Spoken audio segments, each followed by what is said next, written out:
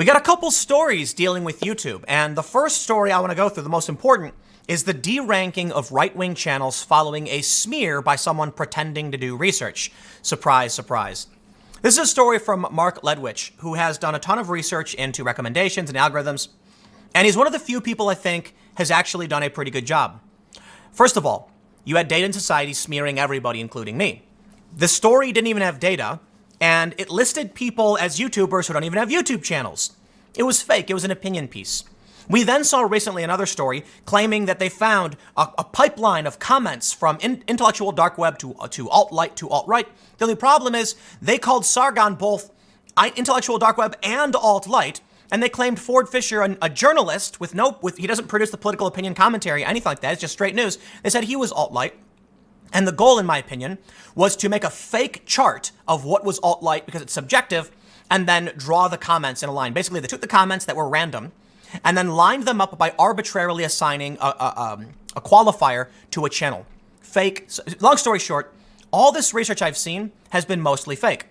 I then look at Mark Ledwich's, and it seems to be mostly legit. He shows the data. He breaks it down. He explains why it is. So I think that's an important factor.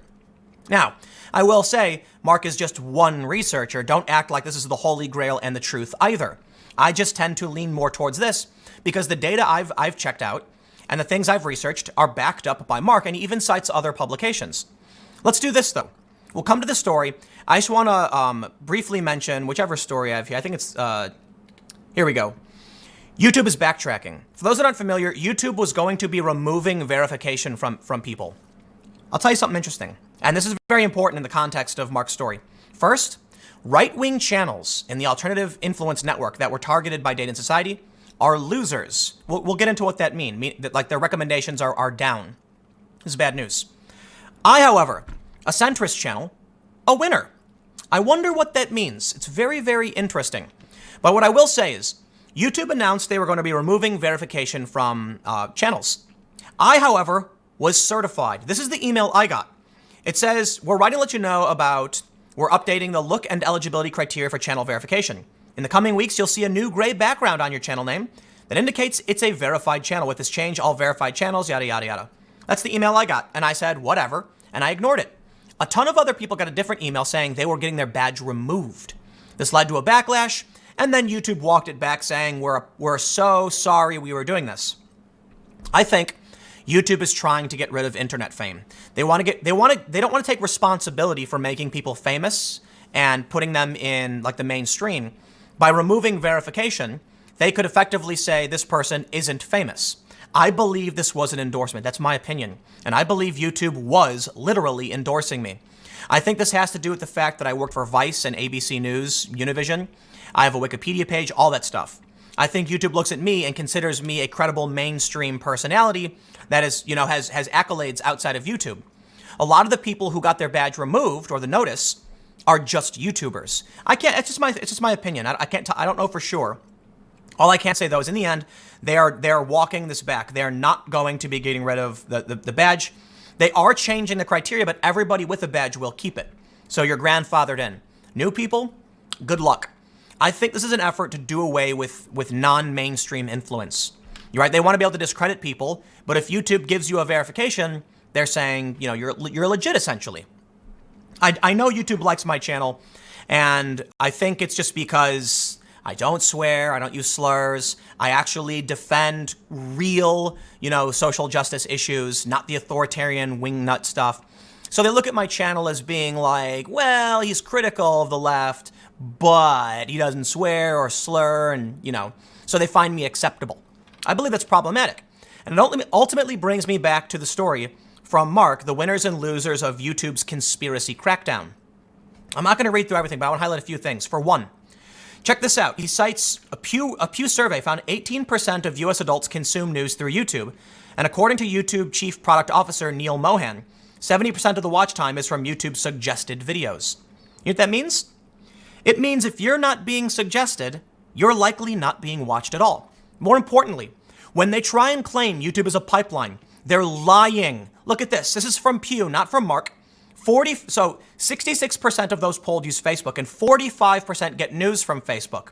58% use YouTube, but only 18% get their news from YouTube. When they claim YouTube is radicalizing people, they're lying to obfuscate things. The reality is Facebook and Twitter radicalize people. Look at Twitter's only used by 15% of people, and 11% use it to get news. I don't know what you're doing on Twitter if you're not getting news from there, because even following, I guess, for jokes, maybe, whatever. The point is, most people on YouTube, not there for news. Not. But Facebook, yes. Why won't they talk about Facebook radicalization? They're deflecting because they use it. But let's go down. Take a look at the loser. First loser is the deep state conspiracy channels. He says, according to my research, if YouTube's intention was to limit the exposure of conspiracy channels and promote more authoritative news sources, they have succeeded. I have some really interesting news. We can see there's a lot of channels like, Lisa Haven's deranked, Mark Dice is apparently deranked, Next News Network was deranked. I could see this coming a mile away, especially for Mark Dice, right? I'm pretty sure I told this. I saw Mark Dice at an event. I said this to somebody. I can't remember who. They're going to come for him. He's a big channel. He's very influential. And he is not, like, he's a snarky guy who goes on the street and he talks about issues that they're going to get him deranked, right? So he to me, I think Mark is probably one of the first targets. But you can look and see Next News Network, one of the biggest hit. Check this out. Conspiracy channel recommendations to Fox. Fox is being propped up. And what Mark notes in this is that Fox promotes a lot of the same stories. But let's do this. Here's the no change, the left, center, right.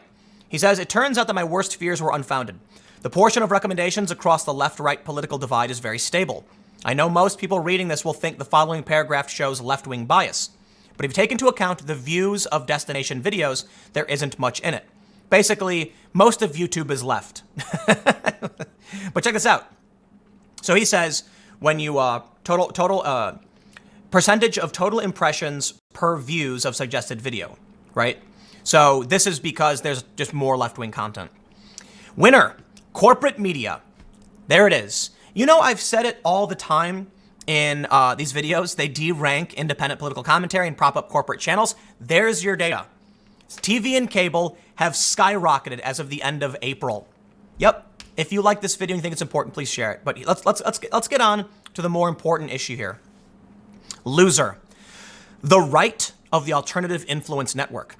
When CNET reported that channels in the Alternative Influence Network, which included channels like Joe Rogan, Sam Harris, Tim Pool, and Destiny, had their recommendations drop from 7.8 to 0.4%, I was worried that YouTube had overreacted and punished alternative channels that make a valuable contribution to public debate.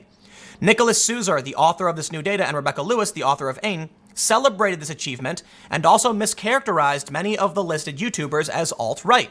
And it was actually completely fake. This is awesome. Get this. But from my own research, I have concluded that something is completely wrong with Suzor's analysis, which suggested that Joe Rogan was receiving 7.5% of all YouTube recommendations. All of them. No way is that true. PewDiePie gets way more views on Pew News than Joe Rogan gets on his average podcast. Rogan gets like 1 million plus, but Pew News gets several million. The new algorithm has reduced recommendations to the aim, but YouTube has distinguished between centrists like Joe Rogan and white supremacists like Stefan Molyneux.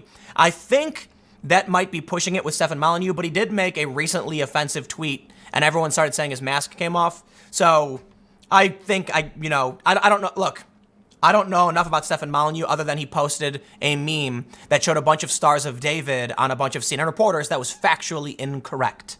Okay, I'll give you an example. Brian Stelter is Methodist. Can't believe they tried. I don't know. I don't know much about Molyneux though. So the right-wing element of the AIN has dropped from 7 to 3%, but the rest stayed the same. Check this out. Center, it's fairly similar, and the right is down.